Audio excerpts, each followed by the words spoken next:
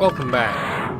I'm sorry these updates take so long to appear these days. I just don't have as much free time as I did when I started the LP, and that free time that I do have I'm often pretty zonked during. I can fly okay while I'm zonked, my commentary is not the greatest, so I try to limit these to when I am actually awake, which is not all that often in the evenings. Anyway, the purpose of our current mission, which is the second of 3 for now in the Freya system, is to eliminate the shield generator on the planet you saw in front of me, that's Freya 2, since it is preventing us from using the jump point in this system to kill her. This is an interesting concept which is never referred to prior to or subsequent to this mission. The idea of shielding a jump point does not make a huge amount of sense, since a jump point is not a physical object. Instead, it is a type of spatial anomaly. And the Kilrathi have already deployed one anti-jump point system in this game, but that was a cloaking device rather than a shield, and it relied on there being a nebula for it to work. We are not in a nebula at the moment. There's an additional odd thing about it as well, which is that in Wing Commander lore, jump points are not usually found anywhere near planets. They're found a long way away from gravity wells on the outskirts of solar systems. That's why it took humanity so long to find its first one. Now, Kilra has a lot of jump points to it, and the game does allow for it to be vaguely logical, in as much as if the Kilrathi did have an ability to shield jump points that was only occasionally usable, was very expensive, it makes a certain amount of sense that they use it on jump points to kill her. But still, it is all a bit odd, and you'd think that there would be some greater recognition of how strange it is, since this factor is not mentioned at all. Anyway, while the nature of jump points are quite an interesting story as is how humanity actually discovered the existence of jump points in the first place, since the jump drive, like many great scientific inventions, was discovered entirely by accident.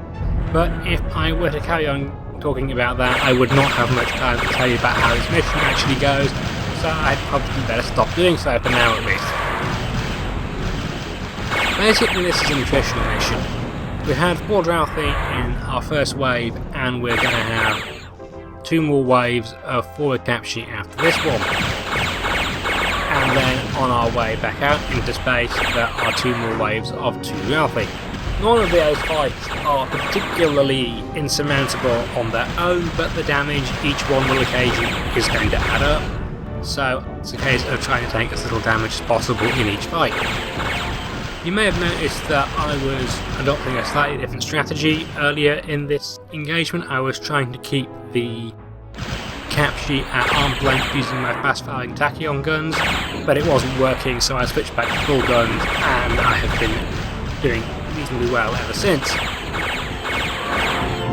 On the topic of guns, I should probably mention that the tachyons are the greys and the Viper cannons are the pink ones. For some reason, Wing Commander 3 guns seem to be peculiarly unmemorable.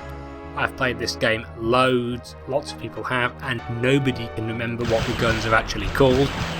Everybody, I think, still watching this can probably remember what the 4 types of Wing Commander 1 and 2 guns are, and what colours they are, and they can probably even remember what antimatter guns look like as well. But Wing Commander 3's guns are just unmemorable. I mean, I can remember that the 2 you can see here, the red are the lasers and the green are mesons, and I can remember that the neutron guns are orange, and the turret guns, which are particle cannons, longbows and match drivers, like the Kilrathi Bactans, are white, but they're like the longbow got 2 types of guns. I've got no idea what they are. and I can't remember what the Hellcat's other set of guns are than the neutrons. I think maybe the ion gun's the same as the arrow, but I have no idea. Wing Commander 3 guns, unmemorable. I think maybe part of it's just because they're so generic sci-fi sort of names rather than actually sounding like something a gun would be called. I mean, later Starfighter games came up with more sort of commercial sounding names, what the manufacturer might have called the gun rather than a generic term for how it works, and I think those were slightly more memorable. Not that I can really recall what any of the guns were called in, say, Tachyon, Fringe or Free Space at the moment. But I'm sure I at least knew what they were while I was playing the game.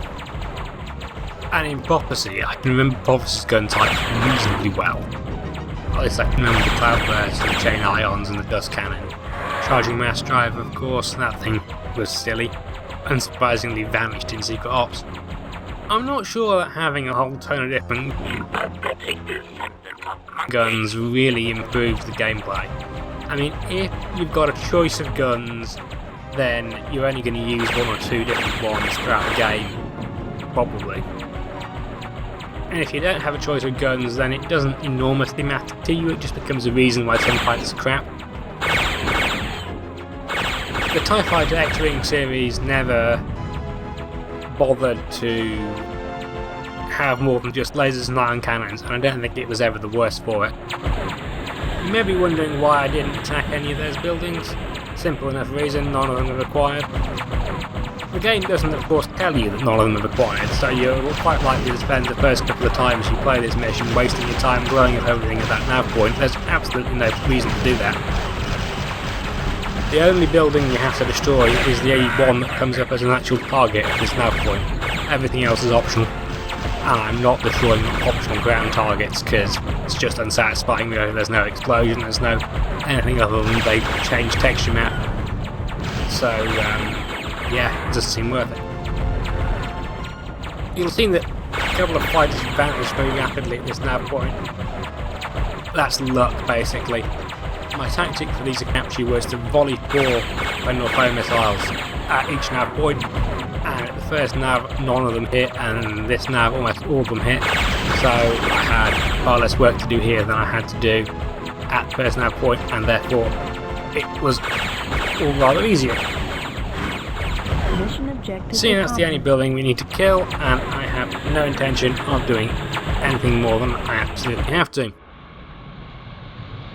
You might be interested to know that in the PlayStation and video versions of Wing Commander 3, the ground missions were completely taken out and replaced with cutscenes.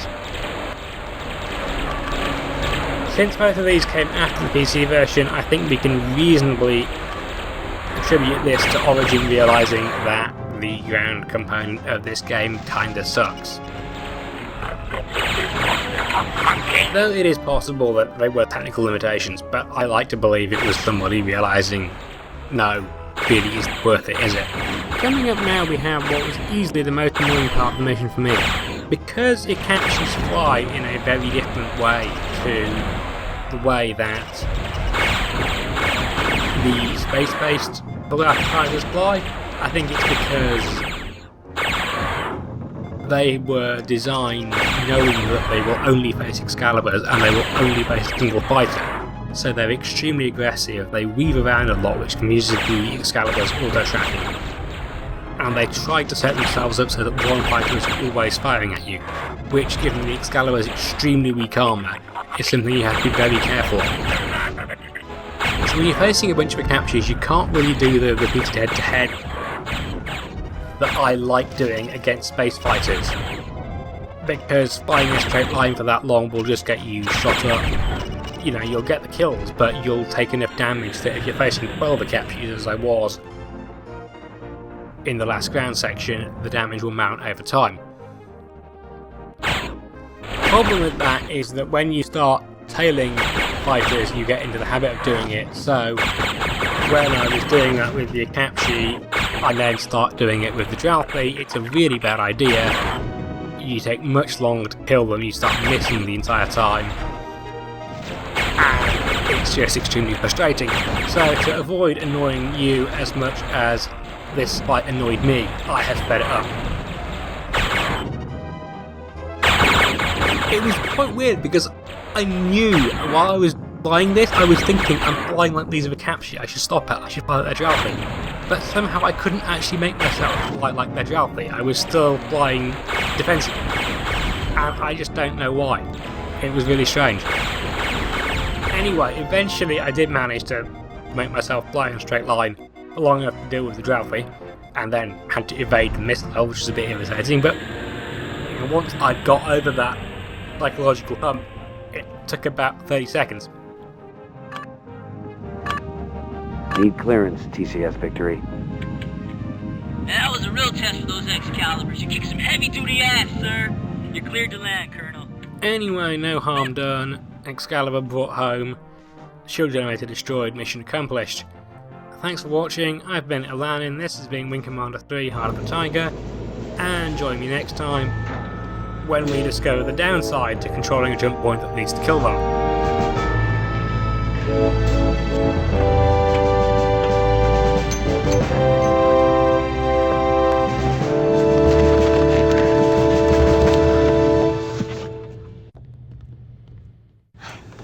Lucky you made it back in one piece.